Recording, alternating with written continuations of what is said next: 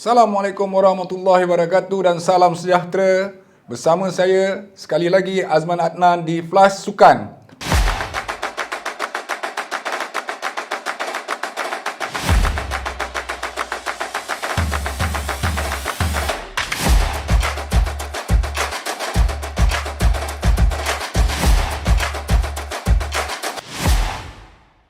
Piala Dunia Qatar 2022 pusingan yang kedua di antara Holland dengan USA. Holland berjaya menewaskan USA dan seterusnya melangkah ke peringkat suku akhir. Ledakan pada minit ke-10 oleh Memphis Depay dan juga gol kedua dari Daley Blind telah membuka ruang untuk pasukan Holland melayakkan diri ke peringkat seterusnya. Membuka jalan untuk Holland bertemu dengan Argentina di peringkat suku akhir. Sementara pemain gantian Haji Wright daripada USA telah merapatkan jurang pada minit ke-76 memberi harapan untuk pasukan USA melawan. Namun gol menerusi kesepakan Denzel Dumfries pada minit 81 menamatkan semangat juang pasukan USA dan seterusnya Holland berjaya melayakkan diri ke peringkat suku akhir dengan 3-1. 3 Holland, 1 USA. Seterusnya pusingan kedua antara Argentina dan Australia. Perlawanan yang boleh dikatakan mungkin belum sampai klimaks, tetapi sekali lagi Lionel Messi berjaya membawa pasukan Argentina ke peringkat suku akhir setelah menewaskan Australia dengan 2-1. Gol Messi dijaringkan pada minit 35. Sementara minit ke-57, Julian Alvarez telah menjaringkan gol kedua untuk pasukan Argentina. Sementara pasukan Australia mendapatkan gol sagu hati setelah tendangan Craig Godwin terkena Enzo Fernandez dan bola itu terus masuk gawang sendiri. Itulah gol pertama untuk pasukan Australia. Dan hinggalah whistle penamat, Argentina mengekalkan rentak dan berjaya melayakkan diri ke peringkat suku akhir. Dan gol Lionel Messi kali ini juga adalah gol pertama beliau sejak 5 Piala Dunia beliau gagal menjaringkan gol di peringkat kalah mati. Inilah gol pertama daripada Lionel Messi yang membantu Argentina ke peringkat seterusnya. Dengan jaringan yang Messi lakukan bertemu Australia, Lionel Messi telah berjaya menjaringkan 3 gol dan beliau juga telah mengatasi rekod Diego Armando Maradona dan Messi menjadi penjaring terbanyak untuk pasukan Argentina setakat ini. Okey, itulah ulasan sedikit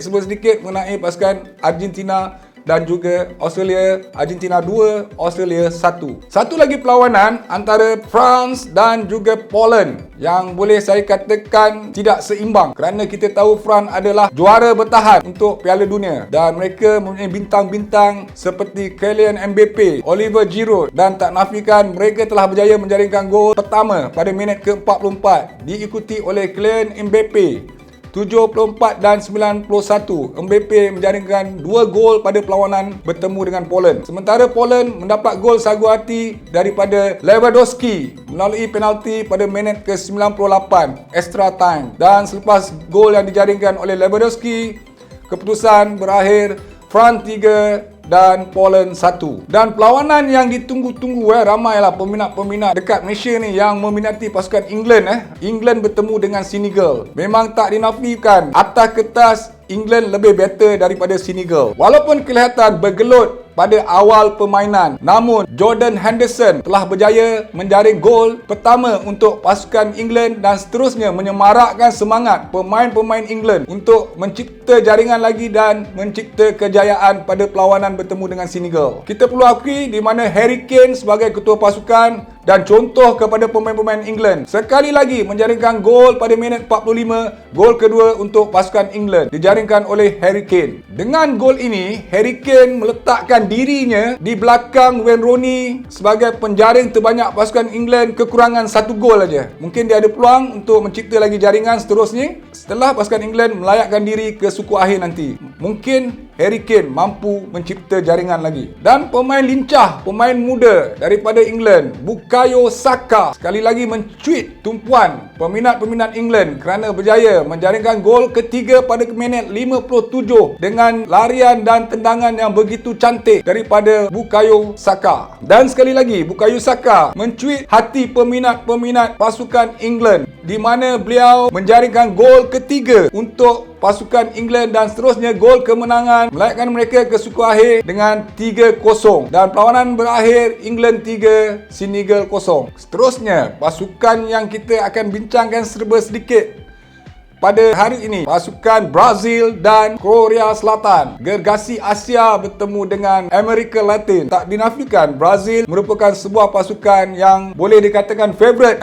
untuk kali ini, di mana mereka mempunyai pemain-pemain dan bintang-bintang yang terbaik diturunkan untuk pasukan Brazil pada kali ini. Tahniah kepada pasukan Brazil kerana layak ke suku akhir dengan menewaskan pasukan Korea Selatan dengan 4-1. Gol Brazil terjadi pada minit ke-7, dijaringkan oleh Vinicius Junior. Dan seterusnya gol kedua tak asing lagi, Neymar mencipta jaringan pada minit 18 melalui penalti. Neymar beraksi setelah berapa perlawanan tidak beraksi tapi masih mampu mencipta jaringan. Itulah kehebatan Neymar sebagai pemain. Dan dengan adanya Neymar, pasukan Brazil, pemain-pemain mereka bersemangat. Neymar seperti menyemarakkan api semangat kepada pemain-pemain mereka. Ini terbukti pada perlawanan bertemu dengan Korea Selatan, di mana kita dapat saksi 45 minit pertama, Brazil 4, Korea Selatan 0. Wakil Asia, walaupun tidak dapat bermain seperti biasa pasukan Korea Selatan, namun Brazil sekali lagi mencipta gol ketiga pada minit ke-29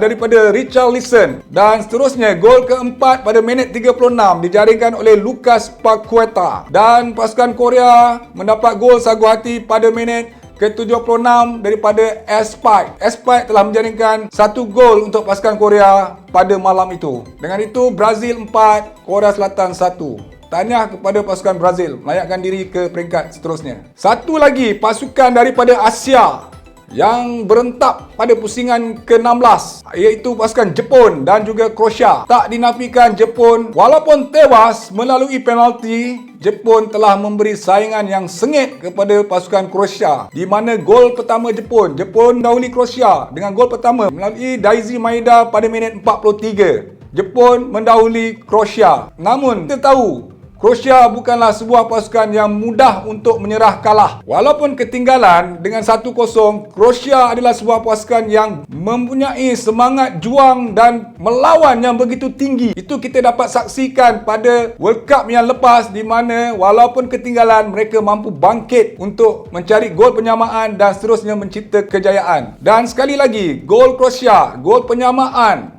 datang pada minit 55 melalui Ivan Perisic dan seterusnya kekal hingga 90 minit berakhir. 90 minit telah pun tamat. Sekarang extra time. Extra time pun masing-masing mencuba. Baik pasukan Jepun dan juga Croatia sama-sama mencari peluang untuk mencari gol kemenangan. Namun kesudahannya kedua-dua pasukan tidak berjaya mencipta kemenangan. Seterusnya perlawanan ini ditentukan dengan sepakan penalti. Dan kita tahu sepakan penalti, penjaga gol Croatia menjadi wira kerana telah berjaya menepis 3 tendangan daripada pemain-pemain Jepun. Ini disebabkan kecemerlangan penjaga gol Croatia. Terusnya kegagalan Mayoshida menjaringkan gol membawa padah kerana 3 pemain Jepun telah gagal untuk menjaringkan gol dalam sepakan penalti. Keputusannya penalti Croatia 3, Jepun 1. Dan setakat ini je, sampai di sini saja ulasan kita untuk perlawanan suku akhir ini. Dan tunggu ulasan-ulasan akan datang bersama saya Azman Adnan di Flash Sukan.